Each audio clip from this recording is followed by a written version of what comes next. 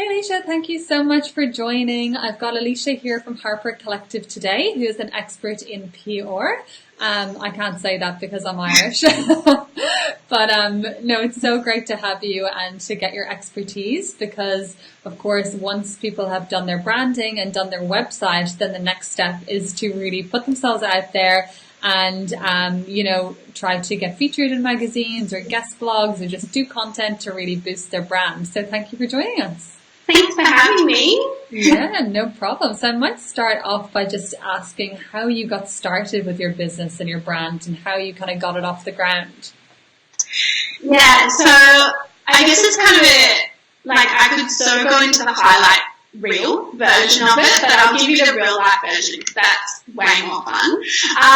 So when I started Harper Collective, I'd worked in agencies for many years before, and I really wanted to create an agency that nurtured clients and really dove deep into their brand with them and sort of crafted marketing around what their goals are and what they want for their future, not just, I guess, looking at what budget they had and what they wanted and going, yep, no worries, we'll do that and we won't talk to you again until it's done. So I went away and I actually went overseas to New Zealand for 2 weeks to kind of chill and think about the business and what I wanted it to be like and feel like. And then when I came back, I was actually really lucky. I don't know if it's just creating that space and manifesting the business, but I actually got an email from someone who was wanting someone to come on board and freelance for them to do their PR. And so I started working with them, but in order to get the business off the ground, I had to babysit every single afternoon for children, and it was chaos. So I was babysitting them and then taking calls from editors and telling them to shush, and I did that for about a year to get the business off the ground and to keep making money and that sort of thing. And eventually I started getting a few more clients and I was able to let that go. But that's how the business started, and yeah. Yeah, no, that's amazing, and thanks for sharing that because you often do hear like the highlight reel, and it gives people probably a bit of like a false hope of like that starting a business is this like glamorous thing, where in reality, there's a lot of like hard work that you have to do and really like, just put up with things that most people wouldn't put up with to really just get it going, and you have to make sacrifices. So I love that. And so I'd love to know if you kind of had any challenges finding the right customers, or, did you think about when you were building your brand, what kind of clients you wanted to work with, whether that was working with more corporates or big organizations, or, was there any kind of thought process around the type of clients that you were going to try to attract?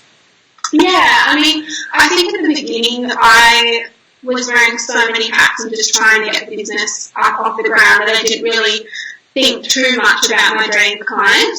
But that also worked as a benefit as well, because I got to work with so many different types of businesses that it really helped me hone in on who my dream client was. So that's sort of how I got to that. And I guess for me, attracting those dream clients, I really think it starts with you, and I'm a big believer that your vibe attracts your tribe, and once you hone in on who that tribe is, you can then tailor that content and how you speak and, what you put out into the world to make sure that it really resonates with them and draws those people in. But I think as well, another thing that I've realised is that Harper Collective is actually built on connection. And we've been really lucky to form a great supportive community, and we get referred a lot of clients through that. So yeah, that's kind of how we attract our clients. Yeah, that's amazing, because I often find as well that in the early days of your brand, you really do need to just trial things and really test things and to really figure out what you do and don't like. So, you don't have to hit the ground running with, everything fine tuned. It really is. Business, it's all about experimentation and finding what works for you. And so what impact does PR, I can't pronounce it, have on building a brand? What can that do for your brand?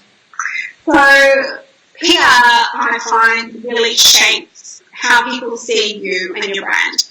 And I think when you think about it that way, it is such a powerful tool, because especially if you're only just starting out, people may not know about you, they may not know, what it would be like to work with you. So PR really helps in educating people on that and educating them on your messages as well for your business. And I think that, it's a really powerful tool to get your business in front of the right people and to connect with them and to give them, an experience of what it would be like to work with you. So I think the right types of PR will build trust and open your brand up to new opportunities.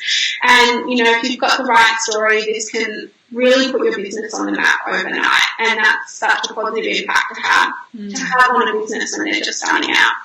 Definitely. And we obviously just spoke a little bit before the call about, what kind of services is even involved in PR these days. So, some people might be wondering, what is PR? Is it just trying to get, featured in magazines and on TV? But obviously you've enlightened me that it's not, and it's a lot more than that. So maybe you could give people a bit of like a snapshot of what like PR looks like in 2019 and what your day-to-day looks like.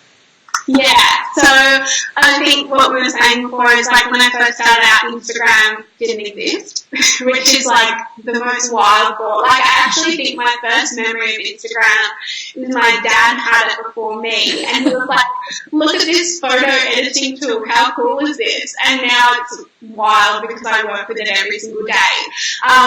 But yeah, I mean, over the years, PR has just transformed, and I think it's actually so exciting because the opportunities everywhere you look. We've now got podcasts, we've got social media, you can do lives like this or, collaborate with different businesses. So day to day, we kind of break it down, and we obviously do a lot of the traditional PR, which is pitching story angles and that sort of thing to media, depending on what the client wants to put out to the world.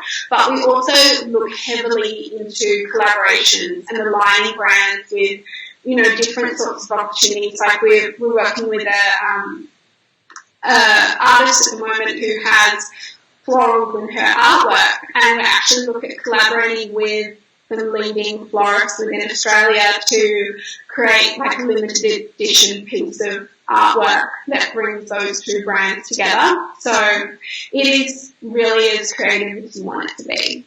Yeah, that's amazing. And it's so interesting to kind of hear more about that and kind of all the opportunities that are out there that, people might not even kind of realize exist, and that can really, help their business.